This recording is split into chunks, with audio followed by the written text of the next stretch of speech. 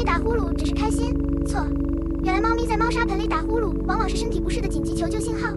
这种痛苦呼噜能帮助它们自我麻痹，千万别忽视。